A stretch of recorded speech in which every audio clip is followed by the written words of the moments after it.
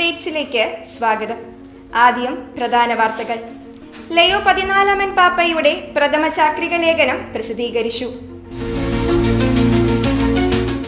യേശു നൽകിയ സമാധാനം പാപമോചനത്തിൽ നിന്നാണ് ഉടലെടുക്കുന്നത്.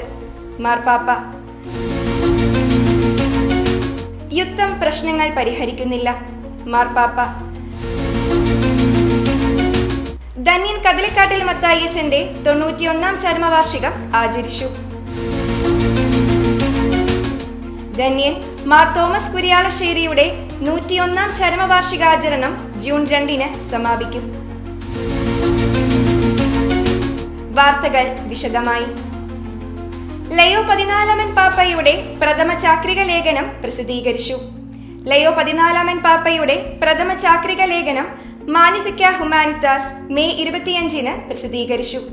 നിർമ്മിത ബുദ്ധിയുടെ യുഗത്തിൽ മനുഷ്യവ്യക്തിയുടെ സംരക്ഷണം എന്നതാണ് ചാക്രിക ലേഖനത്തിന്റെ വിഷയം.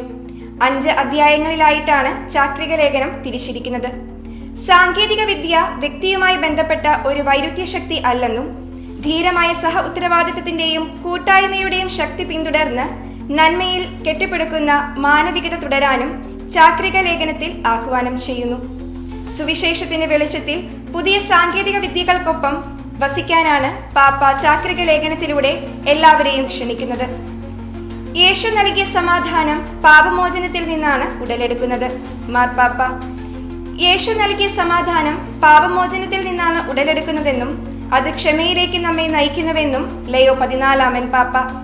പന്തക്കുസ്ത തിരുനാൾ ദിവസം സെന്റ് പീറ്റേഴ്സ് ബസിലിക്കയിൽ വിശുദ്ധ കുർബാനയെ അർപ്പിച്ച് സന്ദേശം നൽകുകയായിരുന്നു പാപ്പ. അന്ത്യത്താഴത്തിന്റെയും ഒറ്റിക്കൊടുക്കലിന്റെയും സ്ഥലമായ സെഹിയോൻ ശാല ഇന്ന് തിരുസഭയുടെ മുഴുവൻ ഉത്ഥാനത്തിന്റെ ഗർഭപാത്രമായി മാറിയിരിക്കുന്നുവെന്നും പാപ്പ പറഞ്ഞു. യുദ്ധം പ്രശ്നങ്ങൾ പരിഹരിക്കുന്നില്ല. മാർപ്പാപ്പ. യുദ്ധം പ്രശ്നങ്ങൾ പരിഹരിക്കുന്നില്ലെന്നും അത് സുരക്ഷിതത്വം സൃഷ്ടിക്കുന്നില്ലെന്നും ലയോ പാപ്പ. മിസൈലുകളും ഡ്രോണുകളും വീഴുന്നിടത്ത് പ്രതീക്ഷകൾ തകരുന്നു. വീടുകളും ആരാധനാലയങ്ങളും നശിപ്പിക്കപ്പെടുന്നു. നിരപരാധികളുടെ ജീവിതങ്ങൾ ഛേദിക്കപ്പെടുന്നു.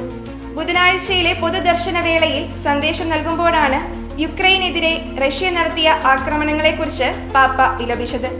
പരിശുദ്ധ അമ്മയുടെ സംരക്ഷണത്തിനായി യുക്രൈനിലെ ജനങ്ങളെ സമർപ്പിച്ച് പാപ്പ പ്രാർത്ഥിച്ചു. ധന്യൻ കദളിക്കാട്ടിൽ മത്തായിയച്ചന്റെ 91 ചരമവാർഷികം ആചരിച്ചു.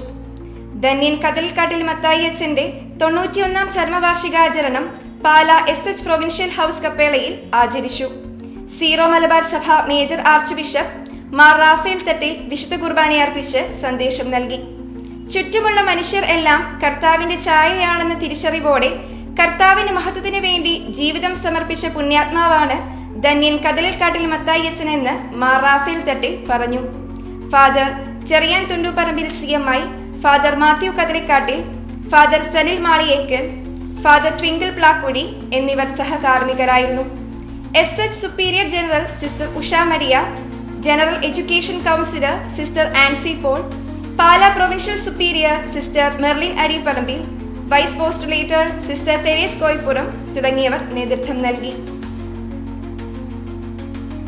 ധന്യൻ മാർ തോമസ് കുര്യാളശ്ശേരിയുടെ 101 ചരമവാർഷികാചരണം ജൂൺ 2 സമാപിക്കും.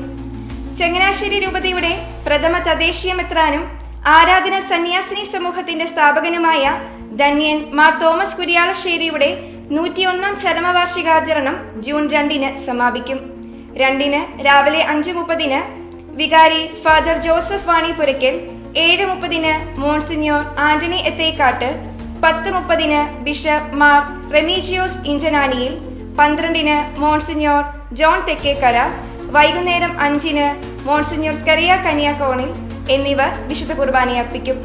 ഉച്ചയ്ക്ക് 12 ശ്രാദ്ധഭക്ഷണ വിതരണവും ഉണ്ടായിരിക്കും. വാർത്തകൾ ഇവിടെ സമാപിക്കുന്നു. അടുത്ത ന്യൂസ് ബുള്ളറ്റിനുമായി ചൊവ്വാഴ്ച കണ്ടുമുട്ടാം.